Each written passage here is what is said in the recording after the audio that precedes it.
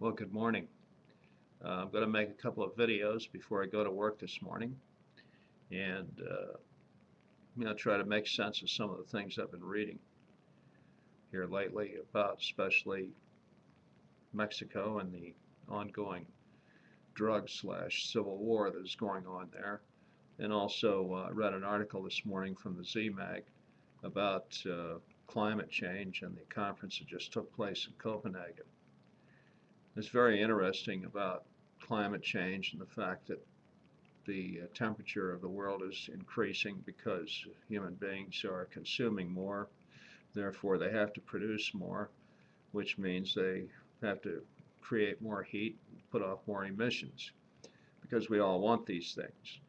When you have between 6 and 7 billion people in the world, a large number of them acquiring the means by which to purchase the things that they can consume or put down on their floors, paint on their walls, for that matter, even have a place to live under, clothes to wear, made out of synthetic materials and so on.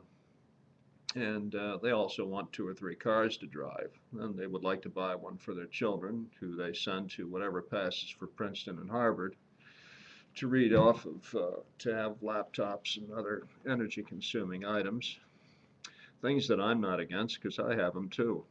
I have a couple of laptops that I use, and I also have a big screen TV, and we have 2 or 3 other TVs in the house that are still working. They're very reliable machines. I think they are a credit to human technology to be able to manufacture something that's that reliable. Also, you have large countries that they call rich countries. They're really not rich. Basically, what they're doing is plundering and pillaging the earth of all of its fuel supplies and natural resources that are needed to fund and supply the consumer-based society that populates their borders within their borders. And borders themselves become very confused after a while. So I think the climate change activists are living in a pie in the sky world as far as I'm concerned. I don't think they see really what's happening. And that is that the human species will overpopulate the earth and eventually cease to exist as we know them today. If they do exist in the long run, it'll be a lot less of them, believe me. Uh, the the fact that South Africa existed as an apartheid state as long as it did can only be answered by the fact that it was allowed to become a nuclear power.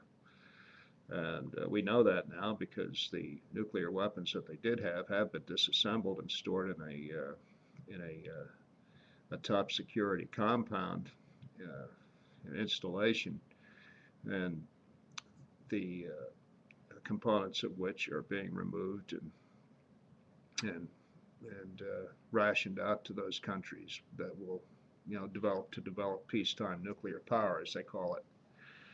And in the meantime, of course, we're going to tell Iran what to do, and we're going to establish, the United States, that is going to establish 2 more mega embassies in Pakistan and in Afghanistan.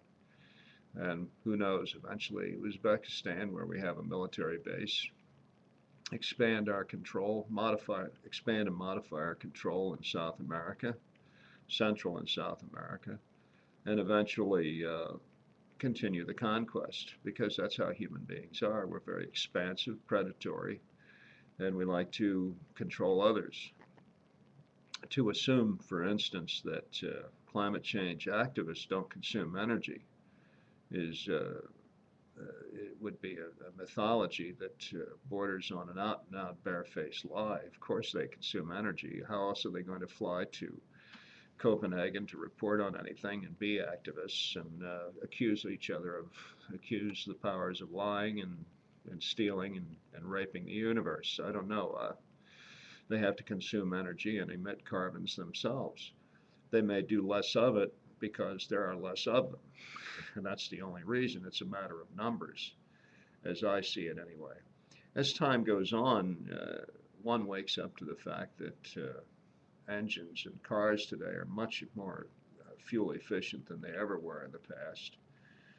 They run much better, much more reliable, and I don't think that you would want to trade that for, say, the Model T Ford. I remember somebody that owned a Model T Ford and rode around in it. I wouldn't want to own one. I don't think of it as a very great car myself. That's just my opinion, of course. And I remember the early experiments with the electric car. They weren't very good. Uh, they were very quiet running, but they didn't go very far, couldn't carry very much, and were really relatively useless other than a curiosity. No, I think the reality is, folks, that the United States is the most powerful nation on the face of the planet in global history. We have the most powerful air, land, sea, space, cyberspace force, and the most invasive and intrusive intelligence services that have ever existed on the face of the planet. And when 1945 saw the end of World War II, that was the beginning for us as a super hyper power, the only one in existence with nuclear weapons. The only cap on our expansion was the Soviet Union, which eventually got nuclear weapons of its own and proved after the fact that you didn't have to have very many of them in actuality in order to have a place at the table to negotiate. And all the smaller countries understand this. Uh, the weaker countries, those that don't have nuclear weapons, they all understand this. And that's why they want the nuclear weapons. I mean, for us, we want to keep people from getting them unless they're our buddies, and we can control who's in their governments and influence them through bribes, through arms twisting, through doing favors for them, which is something that a good godfather does when you want to control your street gang. So, this is really what the nature of the world is, folks. I mean, don't take any, don't think twice about it. Um, I served this country's government for 39 years, helped expand and defend the empire. Didn't realize that that's exactly what I was doing. I thought I was defending the American way of life, which is to consume energy and to consume items, throw away, and to basically live the good life because that's the way God meant it. And that's the way I looked at it. I thought that the rest of the world would be better off under our control than under the control of the dictators, which I didn't understand at the time were people that we put in power and that we supported, so that we could pillage, rape, and plunder the resources and energy supplies that these countries had. But that's the way of the world. It is. I mean, you look throughout human history. That's what it's all about. Now the question is, how do we change that? Well, I have a negative view of it. I don't think it can be changed. I just think that happens to be the way it is. Uh, However, we can possibly modify our individual behavior and begin to take a better and more positive view on how we treat our neighbors, treat each other, and treat ourselves. Are the are all the things that we have absolutely what we need? I mean, do I really need as many laptops and TVs that I have in this house? Can I get along on one car? And do I really need to go to all the places that I claim that I need to go to?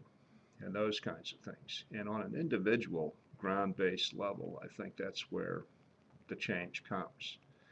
And from there, it starts to swell and put pressure on the top when leaders begin to realize that when they call out orders for military, for personnel to come forward and put on a uniform and do as they're told and just keep their mouths shut, that suddenly that's not happening anymore. There's just a very hollow echo in the room. Then that's when real change actually occurs.